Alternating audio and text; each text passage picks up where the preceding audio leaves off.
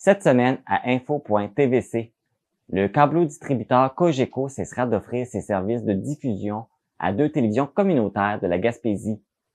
La Société locale de développement de Lac-aux-Saumons présente une nouvelle édition de la loterie La Chasse à l'As. Du 29 janvier au 9 février se déroule la semaine de la sécurité en transport scolaire.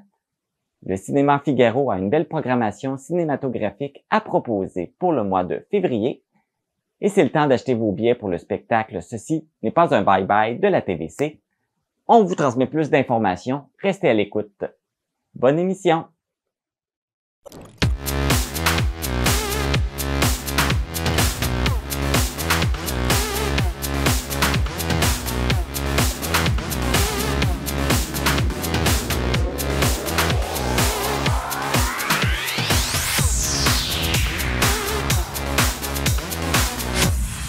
Ici Marc Baudouin, bienvenue à cette édition du vendredi 2 février 2024 d'info.tvc.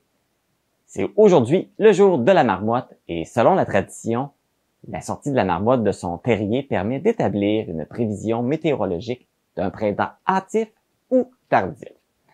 Si la journée est ensoleillée et que la marmotte voit son ombre, elle retourne dormir et l'hiver se poursuit encore pour 6 semaines.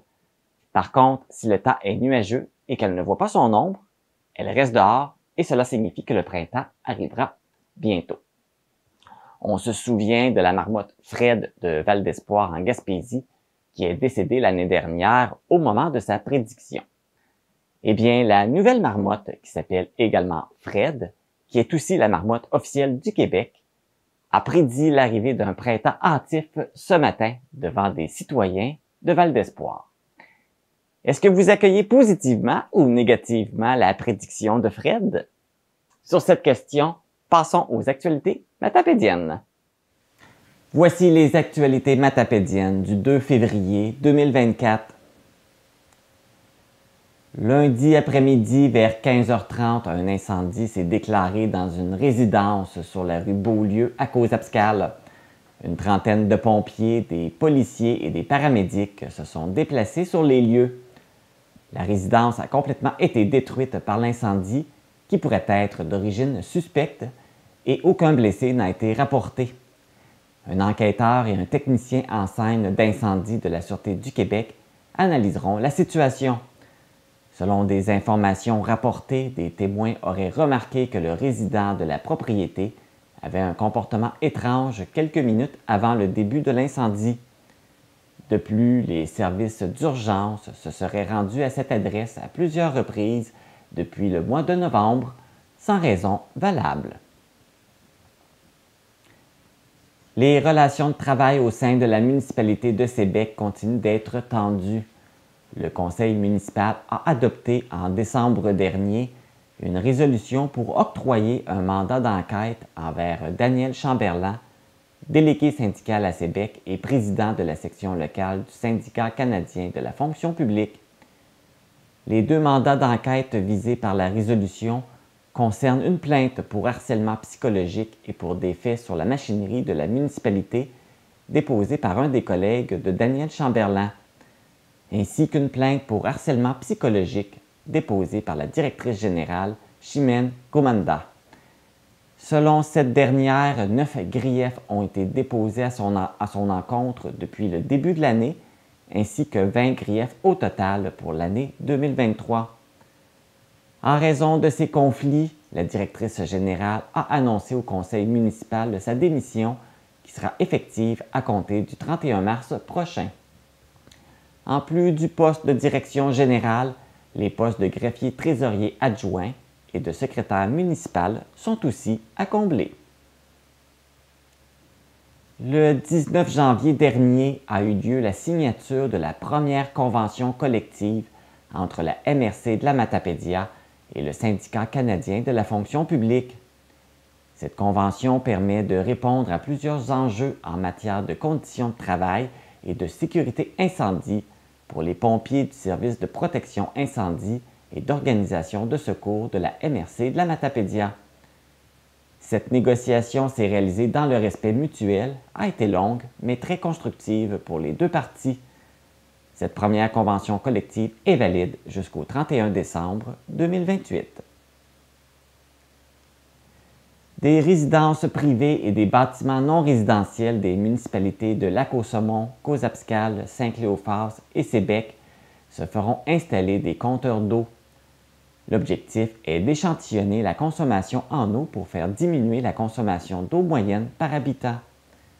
Les secteurs choisis seront représentatifs de la consommation moyenne de la municipalité et l'installation des appareils devra être effectuée d'ici septembre 2024. Il n'y aura pas de frais pour les volontaires qui accepteront de faire installer des compteurs d'eau à leur domicile. L'installation des compteurs d'eau est une mesure proposée par le ministère des Affaires municipales et de l'Habitation qui prévoit diminuer de 20 % la quantité d'eau distribuée par personne par jour entre 2015 et 2025. Le Conseil des arts et des lettres du Québec, avec les différentes MRC du Bas-Saint-Laurent, dont la MRC de la Matapédia, en collaboration avec le Collectif régional de développement du Bas-Saint-Laurent et Culture Bas-Saint-Laurent, ont annoncé un soutien financier de 430 683 $ qui sera remis à 12 artistes et 9 organismes artistiques dans le cadre du deuxième appel de projet du programme de partenariat territorial du Bas-Saint-Laurent.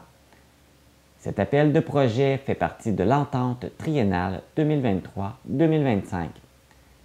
Parmi les récipiendaires, le matapédien Pierre Durette-Valois recevra 18 000 $ pour créer un corpus d'œuvres d'art visuel intitulé « L'effondrement silencieux ». Voici maintenant les actualités sportives. Dans la Ligue de hockey senior Desjardins de l'Est du Québec, pour sa dernière partie de la saison régulière, le Bar Laser de Causapscal a ajouté une victoire à sa fiche. L'équipe matapédienne a remporté cette partie 5-4 en prolongation contre les Vikings du Rocher. Le but vainqueur a été marqué par Maxime Charret.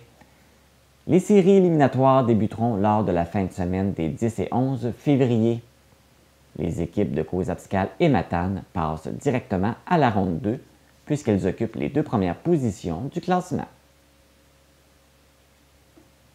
Les jeunes du club de natation Nataqui ont participé à la compétition L'Invitation interprovinciale McDonald's 2024 qui s'est déroulée à Rivière-du-Loup du 26 au 28 janvier. Ce sont 17 médailles qui ont été gagnées par le club matapédien. Nora Duhamel est revenue avec 4 médailles d'or et 2 médailles d'argent. De son côté, Béatrice Lévesque est aussi montée 4 fois sur la première marche du podium. Elle a également décroché une médaille d'argent. Théo Legendre a récolté 3 médailles, 2 médailles d'argent et 1 médaille de bronze. Ce sont 2 médailles qui ont été gagnées par Mia-Jade Caron, 1 médaille d'argent et 1 médaille de bronze. Et finalement, Flora Élie Caron a remporté 1 médaille de bronze. Toujours en natation, 3 maîtres nageurs du club de natation Nataqui se sont rendus à Drummondville pour participer à la manche 4 de la Coupe Québec du 27 janvier. Les 3 nageurs ont ramené 8 médailles de cette compétition. Kevin Bouchard est monté à 3 reprises sur la première marche du podium aux 200 mètres 4 nages, aux 200 mètres d'eau et aux 400 mètres libres. Quant à Davy Boudreau, c'est 4 médailles qu'il a remportées. 1 médaille d'or aux 25 mètres libres et 3 médailles d'argent aux 25 mètres papillon, aux 50 mètres libres et aux 100 mètres libres. En terminant, Daniel Coulombe-Saint-Laurent est revenu avec 1 médaille de bronze aux 25 mètres papillon. Félicitations à tous nos athlètes matapédiens. C'est ce qui complète les actualités matapédiennes.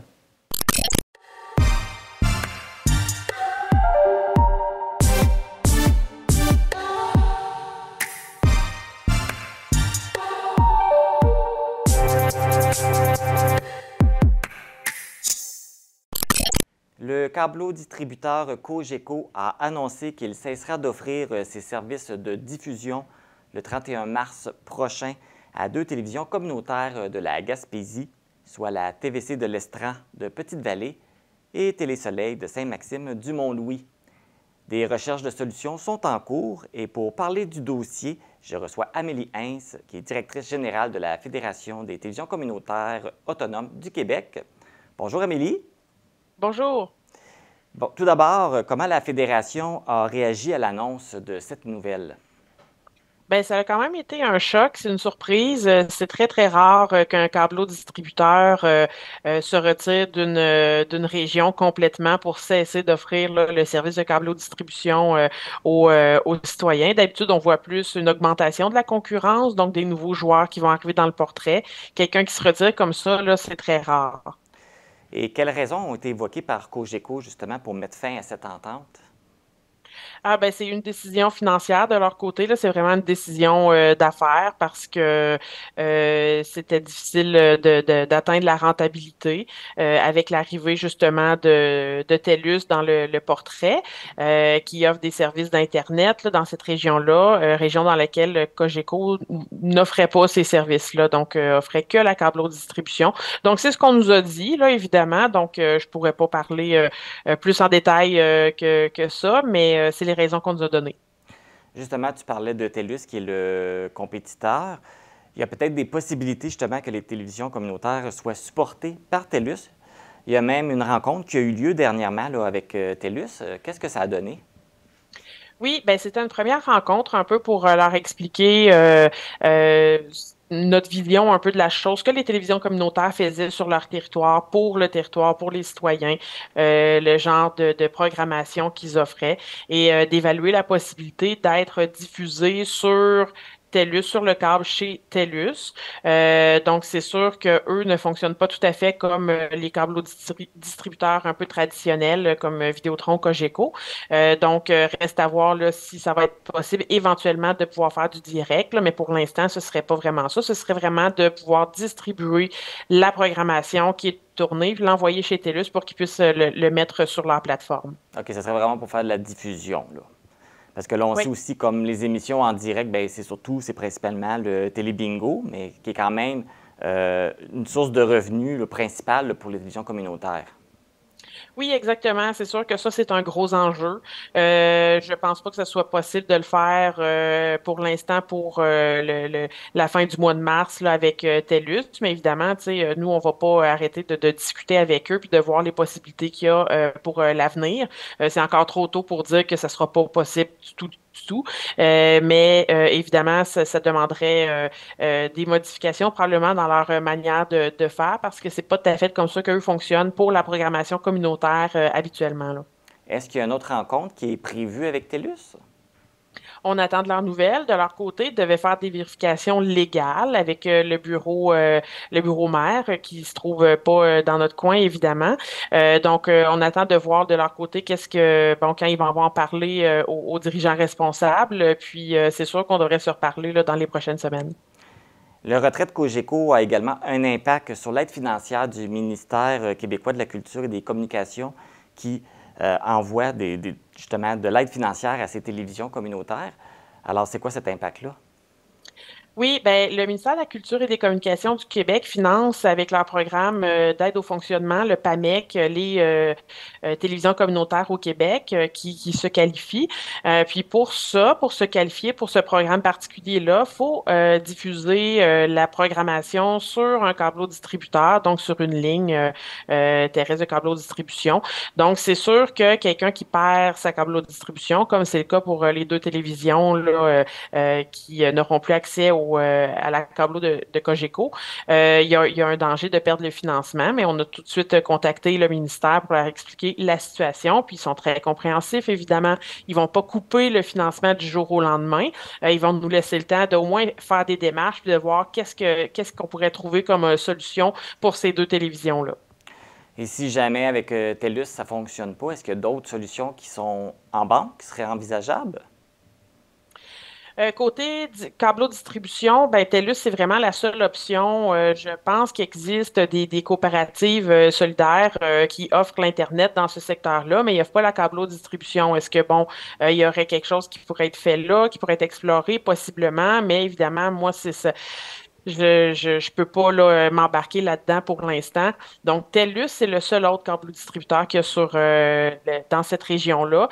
Sinon, ben, ça va être de faire une demande au ministère, en fait, pour être reconnu comme un média en ligne, parce que c'est toujours possible de faire la même programmation et d'offrir la même programmation aux citoyens via le site Internet, les réseaux sociaux, etc.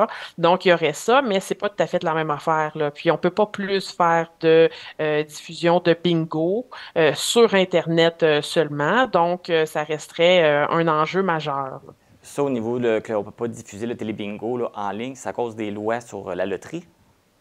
Oui, exactement. Donc, c'est la RACJ qui ne le permet pas en ce moment. Ils sont en train de faire une refonte de la loi sur la gestion des bingos au Québec. Donc, on va voir qu'est-ce que ça va donner, mais c'est pas sorti encore. Puis, c'est pas, j'ai pas l'impression que c'est quelque chose qui pourrait être envisageable à court terme, tout le moins, d'être seulement en ligne. Je pense que les télévisions, ils ont une licence de bingo média, donc c'est pour diffuser dans un média. Donc, c'est pour ça que diffuser seulement sur Internet, c'est sûr qu'actuellement, au moment où on se parle, c'est pas possible. OK. Donc, à suivre, peut-être qu'il y aura des changements à la positive. Justement, cette situation-là que les télévisions communautaires subissent en ce moment, est-ce que ça marque un avenir incertain pour les télévisions communautaires? Bien, c'est sûr que là, c'est incertain pour deux de nos télévisions communautaires. Je pense pas que cette situation-là va se généraliser. Donc, je verrai pas ça, tu sais, c'est pas une catastrophe annoncée là, pour tout le monde. Par contre, il y a d'autres défis pour toutes les télévisions communautaires du Québec, la découvrabilité, aller chercher un auditoire, tu sais, qui est de plus en plus dispersé avec le lot de contenu qui est produit en ligne, qui est disponible partout sur les réseaux sociaux. Donc, ça, c'est un réel défi aussi auxquels tous nos membres doivent faire face. Mais je suis quand même confiante simplement parce que la programmation qui est faite dans les télévisions communautaires, c'est un créneau très, très particulier d'information locale, de programmation locale qui est faite par et pour les communautés qui sont mal desservies par les grands réseaux. Et ça va pas changer. La manière dont on va le consommer, le produit va changer, puis la manière de réussir à aller chercher son auditoire. Oui, c'est un travail constant. Par contre, je suis pas inquiète parce que le créneau qu'on occupe, on est le seul à l'occuper. Puis c'est quelque chose qui est absolument nécessaire pour nos régions. Oui, puis c'est quelque chose qui ne va pas changer parce qu'avec la crise des médias, les médias régionaux s'occuperont pas plus du local là, dans les prochaines années. Là. Non. Exactement. Tu sais, on l'a vu, la crise des médias a fait en sorte que les grands réseaux ils ont de moins d'argent à investir. Où qui coupent en premier? Ben, c'est dans leurs bureaux régionaux qui couvrent les régions. Nous, on est déjà là présents sur le terrain, on est déjà implantés dans nos communautés, donc je suis pas inquiète par rapport à ça. Tu sais, les gens ne le supposent peut-être pas, mais le réseau des télévisions communautaires il est quand même énorme. Vous avez beaucoup de télévisions communautaires qui sont membres de la fédération. Là. Oui, absolument. On est à peu près 41. On est sur presque tout le territoire du Québec, dans 15 des 17 régions administratives dans la province. Donc, oui, c'est quand même assez important. Puis, tous nos territoires couvrent des marchés différents, puis servent aussi des citoyens qui n'ont pas nécessairement accès à de la télévision locale autrement. Donc, oui, c'est un travail énorme qui est fait par nos membres. Tout à fait. Amélie Heinz, directrice générale de la Fédération des télévisions communautaires autonomes du Québec, merci beaucoup d'avoir accepté notre entrevue. Ça m'a fait plaisir. Puis on souhaite là, une solution rapide là, pour ces deux télévisions communautaires là, de la Gaspésie. Oui, absolument. Merci. Merci, au revoir. C'est le retour de la loterie La Chasse à l'As qui a débuté la semaine dernière au profit de la Société locale de développement de Lac-aux-Saumons. Pour nous en parler, je reçois Naïda Beauchamp, administratrice au conseil d'administration de la SLD de Lac-aux-Saumons. Bonjour Naïda. Bonjour. Ça va bien? Ça va bien, toi? Donc, on parle de la loterie La Chasse à l'As, oui. qui est de retour. Je pense que c'est une loterie là, qui revient aux 2 ans. Il n'y a pas vraiment de 2 ans. C'est OK. selon la disponibilité et aussi l'implication du comité. On a besoin de bénévoles, donc il faut être disponible pour pouvoir lancer la loterie. Et en même temps, bien, ça prend toutes les accréditations au niveau de l'Auto-Québec pour pouvoir faire la loterie. OK. Mais c'est un peu un hasard que les derniers, ça a tout Oui. un espace de 2 ans, dans le fond. Oui, puis on avait eu le COVID aussi qui avait retardé un petit peu les choses parce qu'on aurait reparti une chasse si on avait pu avant, mais c'est tous les facteurs ensemble que ça n'a pas donné. Là. Et c'est quoi le thème cette année de la loterie? C'est l'as de carreau. Donc, on cherche l'as de carreau. Cette loterie-là est différente par le passé. Avant, on avait un tirage, puis on accumulait les noms pour le grand tirage. Cette année, on doit vraiment trouver l'as de carreau. Donc, on a 52 cartes. Il y a une possibilité de 52 tirages. OK. Et à chaque semaine, on fait tirer un billet gagnant et la personne va décider quel numéro de carte qu'elle veut. Donc, ça va continuer tant qu'on n'aura pas trouvé l'as de carreau. OK. Après que l'as de carreau est trouvé, la loterie se termine. C'est exactement ça. OK. Oui. Et c'est quoi les prix qui sont reliés? Parce que À chaque semaine, on a un tirage. OK. Donc, 20 de la loterie, du montant accumulé dans la semaine, qui va être remis à la personne qui va être tirée pour choisir la carte dans les 52 cartes. Là, on va être rendu au tirage numéro 2.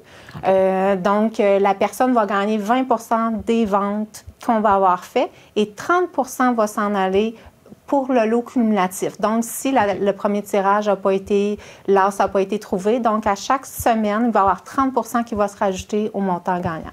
Donc, plus que l'as sort tard, Oui. plus que le gros lot. C'est notre but. On veut des gagnants, mais éventuellement, notre but, c'est vraiment de ramasser un gros montant. Plus qu'on va étirer dans le temps, plus qu'il va y avoir de la participation au niveau de l'audience, bien, ça va faire monter le gros lot. Donc, cette semaine, on est environ, là, les chiffres ne sont pas à jour, à 424 si l'as est trouvé, 424 qui seraient gagnés, mais tout va dépendre à partir du moment combien de ventes qu'on va faire dans la semaine. OK. Et votre objectif, vous, pour le SLD, c'est quoi? C'est le plus gros montant. Le plus gros montant. Oui, bien, idéalement, Le on plus. veut monter. Idéalement, là, si je me fie un petit peu au Nouveau-Brunswick, ils sont familiers avec cette chasse-là. Le dernier gros lot était de 8 millions quelque chose. Là, on rêve. Là, c'est vraiment un gros rêve, mais si on peut monter dans des gros chiffres, là, ça serait vraiment intéressant. Dans les années passées, il y a eu avec le trèfle, le Oui, quart. c'était des petits montants comparés à... C'était, je crois, là, je m'excuse, j'ai pas mes chiffres, mais je crois que c'était 15 000 là, qu'on gagnait ou quelque chose comme ça. Là, présentement, c'est vraiment, on vise un gros montant. C'est sûr qu'on est prêt si l'as sort ce soir, bien, on va repartir une autre chasse à l'as, le temps de demander nos accréditations, puis on va repartir. OK, c'est pas ça. Si ça sort trop... il y a une possibilité que ça va se poursuivre. Oui, on va trouver l'as, on va changer d'as, mais on va chercher un autre as. Idéalement, pour qu'on puisse ramasser de l'argent, là, cumuler de l'argent. Puis les autres années, est-ce que l'as sortait quand même assez tard? Ou... C'était pas la même chose. C'était un autre concept. Il y avait pas... C'était nouveau. vraiment complètement différent. C'est la première année qu'on fait vraiment une chasse à l'as. Donc, ça nous prend les 52 cartes. Donc, il y a 52 tirages possibles, mais... au Nouveau-Brunswick, je crois qu'ils ont arrêté au tirage. Il restait 4 cartes à tirer. Donc, on avait beaucoup plus de chances de trouver l'as et le montant compensatoire était quand même assez bon. Mais au Nouveau-Brunswick, il y a un bassin de population beaucoup plus élevé que nous. Mais on s'attend à des belles ventes, là, plus que le montant va monter. Là. Qu'est-ce qui fait que cette année, vous avez décidé de changer la formule, changer la façon de faire? Ça fait longtemps qu'on voulait le faire, mais au niveau de l'Auto-Québec, c'était un petit peu plus compliqué. Là, on a réussi à avoir nos accréditations. Donc, c'est ça aussi. Hein. Ça prend du temps, puis c'est un comité là, qui doit s'occuper de ça aussi. OK. Fait que même si, comme on le mentionnait, là, il va y avoir le deuxième tirage qui va être passé, c'est encore possible. Là, les billets s'achètent à la semaine. À la semaine. Okay. Donc, si on a acheté un billet au tirage numéro 1, il n'est pas bon pour le tirage numéro 2. Donc, les billets sont détruits. Donc, à chaque semaine, vous pouvez vous procurer vos billets soit le vendredi de 11h à 13h. Le mardi, ça va être Attendez un petit peu. Le mardi, on est de 16h à 19h. La journée du tirage, on va être sur place à la salle multifonctionnelle. Vous pouvez aussi venir nous voir là, pendant le tirage. Le tirage se fait à 20h, mais on peut vendre des billets de 5h à 19h. OK, c'est encore possible. Oui. Fait que, ce soir, ben là, on est mardi. Donc, ce soir et la journée du tirage jusqu'à 19h. De 19h à 20h, il faut faire la compilation au niveau des ventes de billets et de voir quel montant qui va être tiré officiellement. Pour avoir les billets, on n'a pas le choix, il faut se déplacer, il faut les acheter là. On ne peut pas les acheter en ligne ou... Non, pas pour l'instant. C'est sûr qu'on a les points de vente, c'est à la salle de la municipalité de Lac-aux-Saumons et la salle multifonctionnelle le jeudi, la journée du tirage. Et cette année, pour cette édition, est-ce que vous avez un porte-parole? Ben non, pas officiellement. C'est peut-être le bienvenu. Ben oui! Je suis ouvert à toute proposition. Parce que je sais que pour les trèfles, c'était Charles-Antoine Gontier qui faisait les tirages. Oui.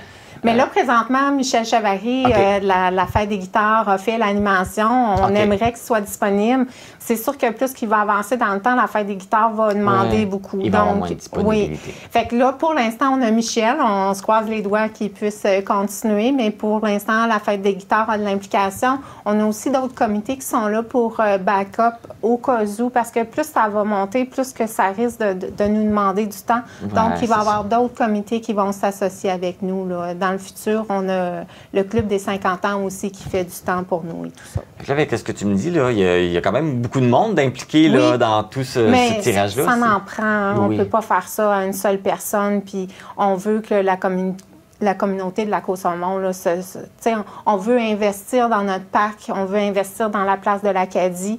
Donc, on a un camping au Lac-aux-Saumons, donc la partie des profits vont s'en aller.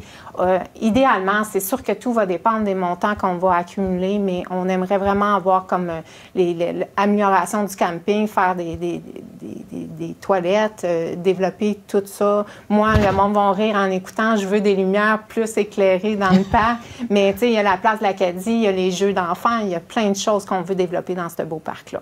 Donc, l'argent va servir dans le fond, ça va servir à la population, les citoyens là, de Lac-aux-Saumons. Et c'est ça, l'argent va être utilisé comme ça. Ben voilà. Ben, merci. Ça fait le tour. C'est vraiment un beau... Une belle loterie, c'est une belle initiative. Puis la dynamique aussi, plus que le montant va monter, là, ça va être la dynamique. Oui, c'est ça. Fait que là, c'est comme une roue qui tourne. Là. Plus les montants, plus le monde va vouloir participer. Fait que, au bout de la ligne, on peut se ramasser avec des belles surprises. Oui, puis c'est quand même une belle chance de gagner. Plus qu'on va aller dans le temps, plus que l'as, moi, j'appelle ça un peu ma poule aux œufs d'or. Hein? On ne sait jamais quelle offre qu'on va prendre. Donc, c'est un peu un hasard, mais les cartes vont diminuer et il va en avoir plus de chances de gagner. Naïda Beaujean, merci beaucoup. Ça me fait plaisir. Puis on invite les gens là, à participer en grand nombre. Là, on est là. Pour une bonne cause, pour Lac-aux-Saumons, puis une chance de gagner des beaux montants aussi. Exactement. Puis aller sur le site de Facebook de la municipalité. On a des feuilles de groupe aussi si les gens veulent une feuille de groupe et avoir une personne responsable à leur travail pour compléter la feuille. Ils viennent avec la feuille puis achètent les billets, les complètent. Parfait. Et merci beaucoup. Ça me fait plaisir.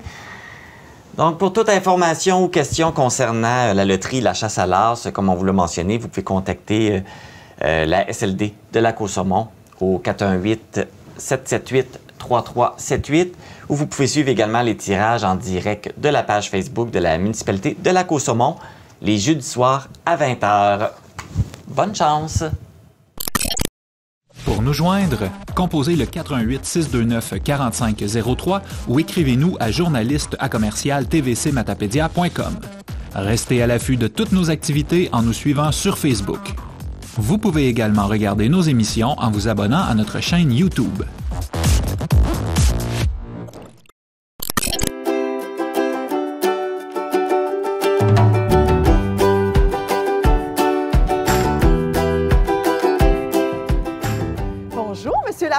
Bonjour, Mme la ministre. Bienvenue dans Louis Hébert. Merci de nous accueillir. Ça fait plaisir.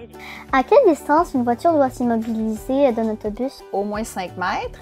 Puis toutes les voitures, donc les voitures qui arrivent dans un sens et aussi dans l'autre sens. À quoi ça sert les feux jaunes qui clignotent? Les feux jaunes qui disent aux autos autour qu'on doit ralentir, nous les autos autour, parce que bientôt l'autobus va s'arrêter. Fait que déjà, on se prépare, on ralentit.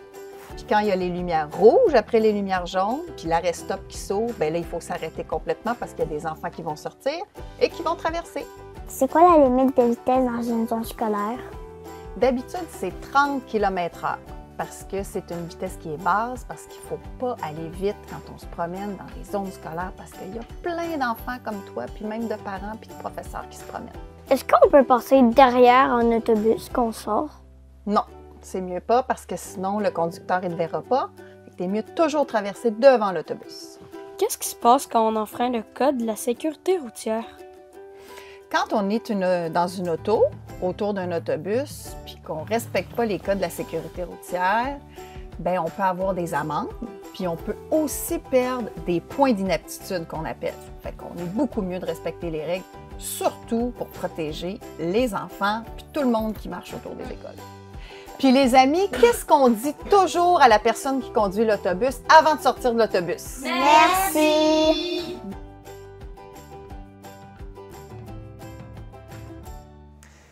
Vous venez de voir la vidéo de lancement de la 36e édition de la campagne provinciale de sécurité en transport scolaire.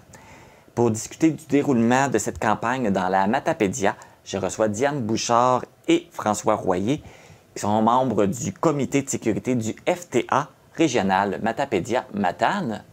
Bonjour à vous deux! Bonjour! Ça va bien? Ah oui? Oui, très bien. On commence une campagne importante, une campagne de sensibilisation qui s'appelle M'as-tu vu? En quoi ça consiste? M'as-tu vu? C'est vraiment m'as-tu vu? Pour l'enfant qui est sur le bord de la route, que l'automobiliste s'en vient, bien, c'est important. Si on voit un autobus scolaire avec des feux clignotants jaunes, ça veut dire qu'il s'apprête à arrêter. Puis quand on voit des enfants sur le bord de la route, bien, puis un autobus jaune en plus, bien là, c'est vraiment important d'être prévenant puis de prévenir d'avance pour pouvoir s'arrêter. Donc, c'est ça que la campagne se veut, c'est sensibiliser justement quels gestes, comment on doit agir quand on est sur la route et qu'il y a un autobus jaune, un autobus scolaire dans les parages. C'est surtout ralentir. Oui. Puis aussi, ben c'est pour l'enfant, c'est d'être prudent aussi, d'être quand même à une distance sécuritaire de la route. Parce que des fois, ça peut arriver qu'il y a des conducteurs d'autobus, pas des conducteurs comme il y a eu une situation ici à Amqui, où un camion a pas été capable d'arrêter derrière une voiture. Il aurait pu avoir un accident. C'était à la sortie de la ville, justement, d'Amqui. Puis, ils ont changé la vitesse de 70 à 50 km/h. Ça veut dire que c'était une situation dangereuse. Fait que faire attention à tout ce qui peut vous déconcentrer sur la route comme automobiliste. Comme enfant, c'est de suivre les consignes de sécurité dans l'autobus. Puis, comme parent, ben, c'est d'éduquer les enfants à la sécurité à l'intérieur de l'autobus et autour de l'autobus aussi. L'objectif d'une campagne de sensibilisation, c'est souvent de prévenir justement les accidents, prévenir les catastrophes qui pourraient arriver. C'est quoi les principales problématiques qu'on rencontre ici dans la Matapédia? Bien, tu sais, comme, mettons, c'est toujours les conducteurs qui sont distraits puis qui ne voient pas l'autobus, même quand elle est arrêtée. Parce qu'il y a des enfants qu'il faut qu'ils traversent. Fait que le conducteur, c'est un peu plus stressant parce que là, il doit faire dire aux enfants de pas traverser la rue tant que c'est pas l'auto est complètement arrêtée en avant. Parce que, tu sais, il n'y a jamais arrivé de problème, il n'y a jamais arrivé de décès par rapport à une traverse en autobus, mais, tu sais, on ne sait jamais un accident, c'est non prévisible, là. Après ça, il y a la voie ferrée à Amqui qui est quand même une problématique. On a déjà fait une activité là-dessus, là, pour sensibiliser les gens, mais souvent, les autobus arrêtent de faire leur arrêt à la voie ferrée, puis se font dépasser par la gauche, par des automobilistes qui viennent couper la lumière, puis l'autobus est sur la voie ferrée, elle ne peut plus décoller de là. Ça, c'en est une problématique qui pourrait être dangereuse. Après ça, ben, tu sais, c'est un peu le rôle il y a des rôles, mettons, à jouer là, comme étudiant, quand tu es dans l'autobus, comment tu te conduis, comme automobiliste, la prévention au niveau des automobilistes, puis au niveau des parents, de l'éducation. Donc, ça veut dire que c'est une campagne, il y a beaucoup de sensibilisation qui vont se faire. Comment ça va se dérouler? Puis c'est le comité qui va s'occuper de ça? Oui, nous, on commence par informer les écoles. pour qu'eux font de l'éducation aux jeunes. Okay. On leur fournit du matériel visuel. On leur dit aussi par rapport au site, ils ont des activités interactives là, qu'ils peuvent faire avec les jeunes durant la classe. Là, prendre des petits moments là, importants pour le fait de l'éducation sur les règles de sécurité surtout. Là. Fait qu'il va y avoir de la sensibilisation beaucoup qui va se faire dans les écoles, dans les classes. Mais est-ce qu'il va y avoir des activités aussi en dehors de tout ça? Oui, bien, comme les policiers font un barrage routier pour sensibiliser les automobilistes aussi aux abords des écoles, parce que la vitesse, normalement, la majorité du temps, ça devrait être 30 km/h. Fait que là, ils vont remettre un petit dépliant aux automobilistes qui viennent proche des écoles pour les sensibiliser à ça. Après ça, bien, à la radio, on a la Caisse des Jardins qui fait un message de prévention pour écouter le matin la radio où il va se poser des questions sur la sécurité en transport scolaire pour que les animateurs parlent de ça, pour renseigner les gens. Puis ça, c'est très intéressant aussi. Puis comme François disait, dans les écoles, ben tu peux faire des concours de dessin, tu peux faire toutes sortes d'activités. Souvent en maternelle, ils en font. Aussi, ils ont une petite affichette, dans le fond, qui soit un bon copilote pour sensibiliser l'élève à aider le conducteur à bien faire son travail. Parce que quand il y a des bons, quand on a des bons copilotes dans l'autobus, ça va super bien parce que le conducteur, il peut se concentrer, là. Parce que quand c'est trop bruyant, c'est difficile de rester concentré. Il faut que tu vérifies en arrière dans ton miroir. Fait que c'est tout ça, là. Ouais. Tu parlais de dépliants, c'est-tu ceux qu'on a ici? Oui. M'as-tu vu? Ici, en haut, ça montre aussi le signal avancé de transport scolaire, en voulant dire attention, il y a un arrêt d'autobus qui s'en vient bientôt. Après ça, derrière le petit document, on peut tout voir les règles de sécurité. Okay. Puis comme François l'a dit tout à l'heure, le site M'as-tu vu, il est vraiment intéressant. Il y a beaucoup de vidéos, comment se comporter en autobus aussi. OK. On voit qu'il y a des livres aussi. Oui, puis c'est comme, tu sais, sur le site, il y a beaucoup de jeux aussi. Il y a des vidéos, il y a des jeux interactifs qui parlent de sécurité. Fait que nous, si les écoles participent, bien là, à ce moment-là, on va faire tirer des prix de participation. OK. Là, on parle beaucoup de la sensibilisation auprès des élèves, mais la sensibilisation se fait aussi par rapport aux autres usagers de la route, là, les autres conducteurs des voitures. Oui, bien, comme on disait tout à l'heure, le barrage routier, ça va beaucoup servir à ça. Mais à part ça, c'est que juste en donnant un message à la radio, comme de quoi, tu sais, que c'est la campagne de sécurité, attention aux autobus, tu sais, c'est dangereux sur la route, soyez prévenants, bien déjà, en partant, ça va déjà sensibiliser les automobilistes. Puis les gens sont pressés. Les heures d'école, c'est les débuts du travail aussi, fait que les gens se rendent à leur travail, sont en retard. Puis, tu sais, les amendes aussi, c'était important, là, les amendes. Là, pour un feu rouge intermittent, là, clignotant, c'est 200 et 300 $, 9 points d'aptitude. Quand même, c'est pas juste ça, là, c'est les accidents aussi, mais ça fait réfléchir. Tout à fait. Et là, comme tu mentionnais, les écoles doivent s'inscrire? Oui, bien, ils s'inscrivent, dans le fond, la secrétaire du transport scolaire, comme de quoi qui participent, qui font une activité. J'ai vu déjà des écoles, c'est le fun, parce que j'ai vu déjà des écoles qui ont envoyé des affichettes sur leur site Internet pour les parents et tout ça, là. Fait que, tu sais, des fois, puis on demande aux transporteurs aussi de faire, dans le fond, de partager ce que le Facebook de M'as-tu vu aussi. Le Facebook de M'as-tu vu, il y a beaucoup d'informations sur la campagne de sécurité. Puis, les conducteurs portent leur petit macaron aussi. Parfait. Puis, tu sais, c'est ça. Dans le fond, c'est que si tout le monde s'implique, puis juste d'avoir une visibilité de M'as-tu vu sur la semaine de sécurité, ça va beaucoup aider à sensibiliser la population sur l'importance de ralentir quand on voit un transport scolaire. Ça peut ressembler à quoi les activités qui sont organisées justement par les écoles? Ben, il y en a qui vont faire des concours de dessin. OK. Puis c'est comme activité, juste l'effet de prendre 1 heure puis de dire on va aller faire des jeux interactifs sur le site de M'as-tu vu? Juste aller participer au jeu. Il y a des jeux questionnaires avec des vrais ou faux. Puis là, les jeunes se questionnent. Puis là, ça permet l'apprentissage aussi des règles de sécurité, de savoir est-ce que je les connais bien, les règles de sécurité. Puis comme ce matin, comme conducteur, on peut aussi parler à nos jeunes dans l'autobus puis leur demander des questions par rapport aux règles de sécurité. Ce que j'ai fait ce matin, là, il y a quand même de la liberté aussi, là, pour que les gens ils puissent même participer. S'ils ont une idée d'activité, ils peuvent le faire, ils nous le disent, puis nous, on va les encourager dans ça. C'est quand même intéressant de voir que les gens embarquent, puis il y a des belles choses qui se font. Mais ça ne s'organise pas tout seul. Vous avez des partenaires là-dedans, vous avez du financement aussi pour vous aider dans cette campagne-là.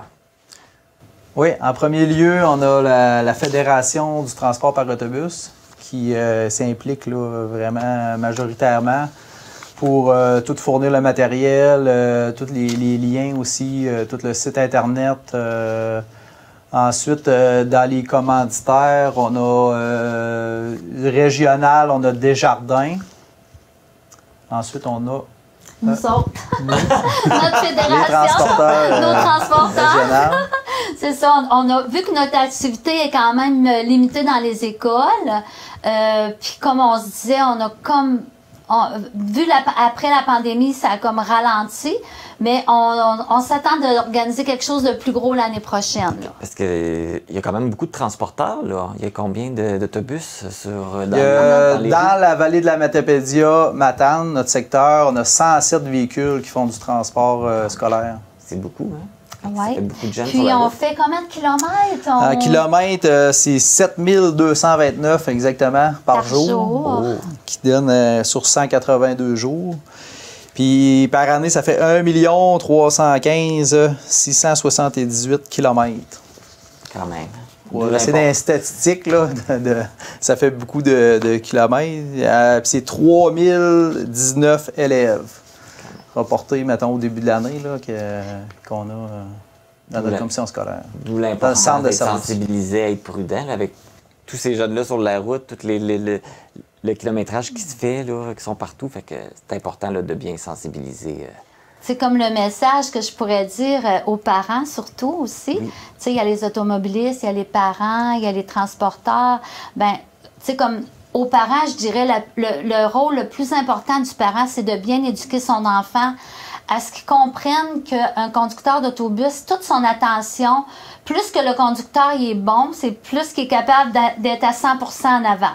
Ça veut dire, s'il y a des bons copilotes en arrière qui aident à faire la sécurité, puis qui parlent pas trop fort, puis qui jouent leur rôle, ben le conducteur, il va être encore meilleur. Puis le transporteur, ben il y a aussi des responsabilités, comme, tu sais, je pourrais dire à François, tu sais, comme transporteur scolaire, nous, on a des responsabilités pour l'entretien préventif des véhicules, s'assurer que nos véhicules sont en bonne conformité, tu sais. C'est aussi ça, la sécurité, là. Là, la phrase prend tout son sens. La sécurité, c'est une affaire de tous. Oui, tout le monde est impliqué. Diane Bouchard, François Royer, merci beaucoup d'être venu nous parler de cette campagne de sensibilisation. Puis c'est vrai, je voudrais pas oublier la Sûreté du Québec qui nous fait les barrages aussi, là, du secteur Matane puis du secteur Amqui. Ici, c'est Julie Champigny. Puis, dans le fond, le responsable à Matane, c'est Éric Frappier, le directeur. Parfait. Merci beaucoup. Bien, merci à vous. La campagne provinciale de sécurité en transport scolaire M'as-tu vu est en vigueur jusqu'au 9 février. Si vous voulez en savoir plus, rendez-vous sur le site ou la page Facebook M'as-tu vu. Vous trouverez toutes les informations ainsi que toutes les capsules. C'est le mois de février. Qui dit février dit Saint-Valentin, dit amour. Alors pourquoi pas faire une belle sortie d'amoureux au cinéma? Dans quelques instants, on vous présente les films qui seront à l'affiche pour le mois de février.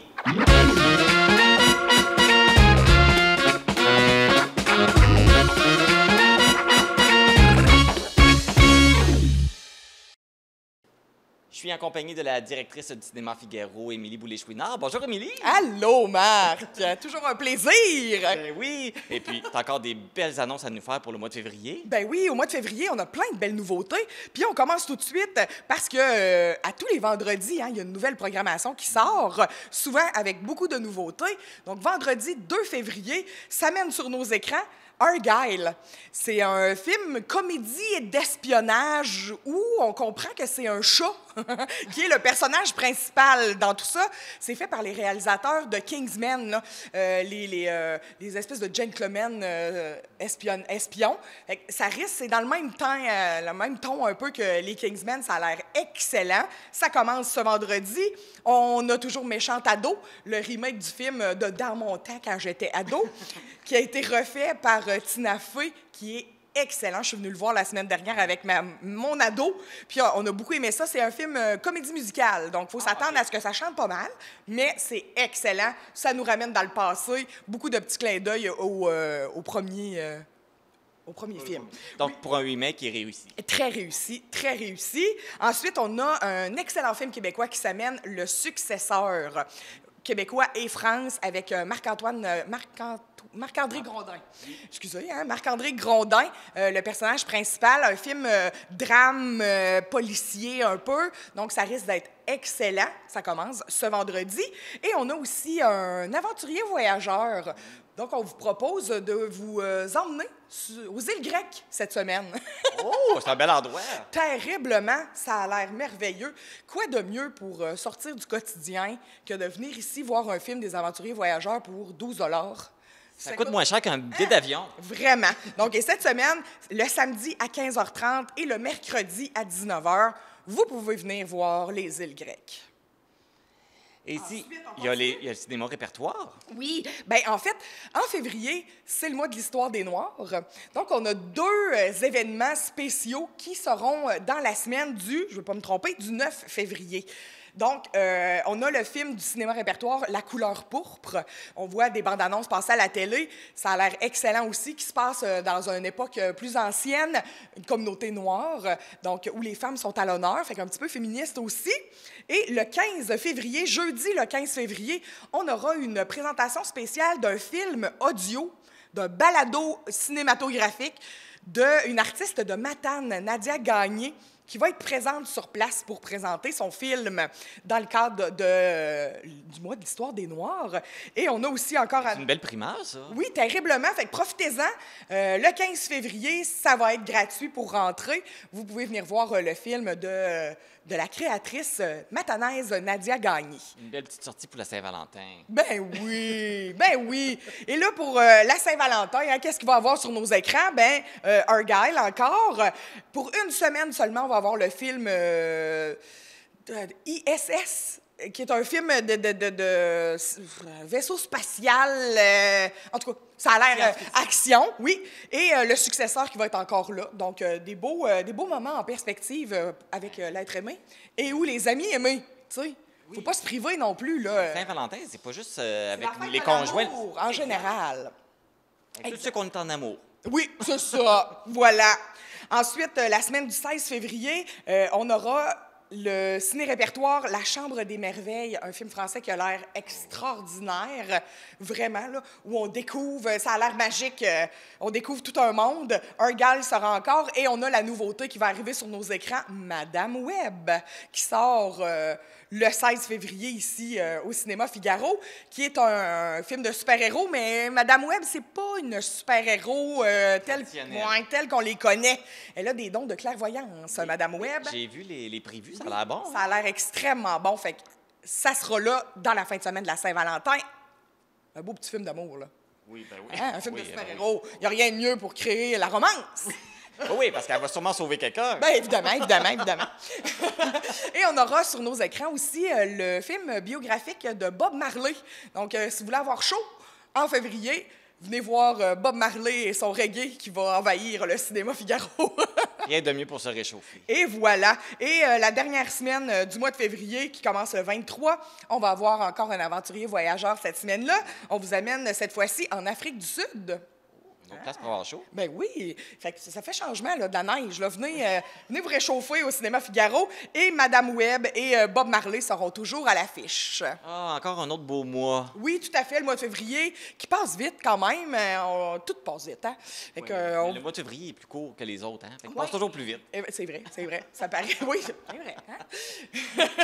Donc, on vous attend en très grand nombre au Cinéma Figaro. Vous pouvez toujours venir vous procurer vos cartes de membres, hein, si vous le désirez, pour soutenir la coopérative.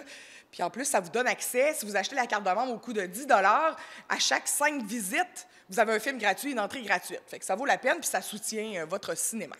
Et pour retrouver toutes les informations qu'on vous a données, bien, vous pouvez aller visiter le site Internet et la page Facebook du Cinéma Figaro. Bon cinéma! La TVC de la Matapédia revient avec sa campagne de financement, le spectacle « Ceci n'est pas un bye-bye ». Et pour nous en parler, je reçois le réalisateur du spectacle, ainsi que mon collègue Francis Pelletier. Bonjour Francis! Salut Marc! Ça va bien? Ça va super bien. On est en plein dans les préparatifs du fameux spectacle « Le bye-bye ». Oui. Ça fait combien d'années, toi, tu es derrière ce spectacle-là? Bien, en fait, moi, ça fait 11 ans que je suis employé à TV communautaire, à TVC ici. Mais déjà, avant d'être employé ici, j'étais bénévole pour pour l'événement de financement annuel qui était à l'époque le vin et fromage de la TVC. Puis c'est dans cet événement-là qu'on avait commencé à faire, que la TVC avait commencé à faire des vidéos humoristiques pour égayer la soirée entre les différents repas là, de vin et fromage. Fait que ça doit faire 12-13 ans là, déjà que je suis impliqué dans cet événement-là. C'est fantastique. Justement, on parlait que c'était un vin et fromage. Il y a eu la pandémie, que c'est devenu un spectacle virtuel. Cette année, on remodule encore la formule? Oui, exact. Bien, comme tu l'as expliqué, avant, c'était un vin et fromage qui, au début, c'était beaucoup plus le repas qui prenait la place, qui était comme comment je te dirais, le principal intérêt de cette soirée-là pour les gens qui assistaient. Puis là, au fil des années, à partir de 2018, nos vidéos ont commencé à prendre beaucoup plus de place entre les différents services parce qu'on se disait que c'était un peu comme une carte de visite. Ce qu'on fait ici, c'est des vidéos. Fait que pourquoi pas essayer de mettre l'accent là-dessus puis de mettre nos forces de l'avant dans cet événement-là. Fait qu'à partir de 2018, c'est devenu un bye-bye. Et puis, avec la pandémie, comme tu as dit, bien, il a fallu qu'on se retourne de côté. On était chanceux en 2020. On avait fait notre bye-bye 2 semaines avant que tout soit fermé le 13 mars. Donc, ça s'était fait à la mi-février. Puis, on a été super chanceux. On a passé juste avant. Mais l'année d'après, on s'est posé la question, qu'est-ce qu'on fait? Puis, on est resté un des seuls événements bénéfices dans le coin à se continuer malgré la pandémie parce qu'on avait la capacité, puis les compétences technologiques, puis l'équipement pour se virer en virtuel. Fait que là, depuis 2020, en fait, c'était un événement qui était exclusivement virtuel. Les gens, plutôt que de se présenter en salle, achètent un billet, on leur envoie par courriel un lien pour se connecter à l'événement. Ils se connectent de chez eux, ils peuvent regarder l'événement assis dans leur foyer, un confort de chez eux. Mais c'est pas comme être en salle. T'sais, on a quand même répondu à un certain besoin, puis on a été capable de tenir notre campagne de financement durant les années de pandémie. Mais il y avait des habitués de la formule d'avant ça qui nous demandaient chaque année quand est-ce qu'on retourne en salle, on peut-tu le refaire, on avait tellement de fun. Fait que cette année, bien, c'est une formule hybride qu'on met en place. C'est-à-dire qu'on retourne en salle le 10 février prochain, 19h, vous vous présentez à l'église de Lac-aux-Sements, vous pouvez acheter vos billets dès maintenant, vous appelez à la TVC 629-4503 ou vous allez directement sur notre site internet tvcmatapédia.com, il y a une page Bye Bye 2023, toutes les options sont là, c'est facile, vous avez juste à suivre les indications. Donc ce soir-là, on est à l'église à Lac-aux-Sements, à la salle communautaire et multifonctionnelle de Lac-aux-Sements pour un événement en salle. Puis pour les gens qui apprécient la formule ou pour les gens qui ça ne donne pas de se rendre là cette fin de semaine-là, qui préfèrent le regarder de chez eux, bien, la semaine suivante, le 17 février, samedi 17 février, toujours à 19h, vous pouvez l'avoir, vous installer chez vous, le regarder en direct. Et même si vous n'avez pas le temps en direct ce soir-là, vous avez une semaine à partir du lendemain, dimanche, pour l'écouter à l'heure qui vous tentera. Puis c'est les deux façons qu'il y aura de participer à l'événement cette année. Donc, la version virtuelle, c'est comme l'année dernière. Ouais, ça va ressembler à ça. la version en salle. Ça va être un petit peu différent au niveau de l'animation aussi. Oui, cette année, on mise plus sur de l'animation en salle. Pour ceux qui étaient habitués à la formule avant la pandémie, avec le service, le vin, le fromage, etc., cette année, on a coupé dans l'organisation plus nourriture. Fait que c'est plus une soirée cocktail, puis on prend un verre entre amis en écoutant un bon spectacle, un peu comme on irait voir un humoriste à Diffusion Mordicus, dans le fond, là. Fait que c'est un peu plus cette formule-là. C'est animé sur place par moi-même puis Émilie, notre collègue ici. Oui. Fait qu'on va passer une bonne soirée, puis ça va être entrecoupé. Là, on va avoir encore un bon 45 minutes là, au moins là, de sketch vidéo à vous présenter, puis de folie qu'on aura mis en images pour représenter la dernière année, mais avec vraiment une touche puis une saveur matapédienne, avec les événements qui nous ont marqués ici dans notre région. Et comme les années dernières, on a plein de monde aussi qui participe, là. Oui, on a toujours des comédiens invités, des comédiens maison. Évidemment, toute l'équipe ici est mise à profit, là. On a tous nos moments de gloire, si on veut, là, devant la caméra. On a encore fait affaire avec l'artiste du Lacomquie, avec Noémie Sheila-Rioux, qui nous a composé une chanson unique pour ouvrir le spectacle, une chanson originale. Et on a des comédiens maison qui travaillent avec nous, qui sont impliqués depuis quelques années dans le bye-bye, qui vont être de retour cette année. On a toujours plein de petites surprises à vous présenter, des gens qu'on n'attendait pas voir là. On a même des gens à l'étranger qui ont participé cette année. Bref, on vous prépare... on ne dévoilera pas tout. Non, il ne faut pas en donner trop, mais il va y avoir des grandes surprises cette année, c'est sûr. Intéressant à voir. Et puis, s'il y en a qui veulent être partenaires, je pense qu'il reste encore quelques jours, s'il y en a qui veulent se manifester. Ben oui, on rappelle que c'est un événement de financement pour notre média communautaire, dans le fond. Donc, s'il y a des entreprises ou même des particuliers qui auraient envie de mettre la main dans leur poche pour supporter nos activités ici, puis s'assurer qu'on puisse continuer à avoir un média qui est local, un média qui est sur le terrain, dans nos municipalités ici, de Sainte-Florence à Saint-Moïse, puis de Lacomquie à Saint-Vianney, pour couvrir ce qui se passe chez nous, pour parler de nous, pour mettre à l'écran des choses qui nous concernent, avec des gens qui nous concernent. C'est le temps de le faire. C'est une super belle façon de le faire pour donner un petit coup de pouce à notre organisation qui travaille d'arrache-pied pour offrir de l'information, mais aussi toutes sortes d'émissions puis de divertissements pour les gens d'ici, fait par les gens d'ici. Le 10 février, ça s'en vient vite. Oui, c'est dépendamment quand vous l'écoutez, là, c'est pas mal la semaine prochaine. Ça s'en vient vite. On est dans les tournages, je le sais. Ça s'en vient bien. Comment ça se passe, là? C'est toujours le sprint final, là. Nous autres, rendus à cette étape-ci, on est à finaliser les derniers tournages. Ça fait déjà des mois qu'on scénarise, qu'on cherche des personnages, des costumes, toutes sortes de choses, de comment on va virer ça. On attend aussi beaucoup que le vrai bye-bye passe pour s'inspirer des fois, puis même parodier certains éléments qu'on a revu passer dans le temps des fêtes. Fait que on est là-dedans, on est dans le sprint final, tout le monde est à grande course, on voit le fil d'arrivée s'en venir tranquillement, va vite. Puis on est confiant d'arriver à temps avec un bagage qui va être prêt pour faire rire les gens de la Matapédia. On réussit ce tour de force à chaque année, fait que je verrais pas pourquoi ça serait différent cette année. Moi non plus. Hey, merci beaucoup Francis d'être venu nous parler de ce spectacle qui s'en vient, notre fameux « Ceci n'est pas un bye-bye ». Je pense que les gens ont bien hâte. En tout cas, moi, j'ai hâte que les gens voient ça parce que c'est vraiment intéressant. C'est drôle ce qu'on fait. On rit nous autres même en le faisant. Fait que les gens vont rire. Fait qu'on invite tout le monde à venir voir le spectacle. Oui, puis on peut rappeler là, en terminant pour avoir des billets. Soit vous appelez ici 629-4503. Dans le 418, évidemment.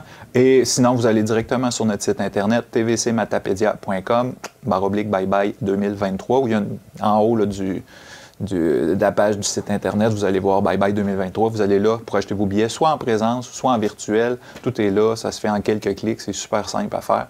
Vous soutenez un organisme important pour notre région, on sait, là, avec les journaux, la radio qu'on voit de moins en moins dans les coins, tout ça, les médias locaux qui en arrachent un peu, on est encore là, on est en santé, fait que on continue de supporter notre média local. Merci Francis. Au plaisir, Marc.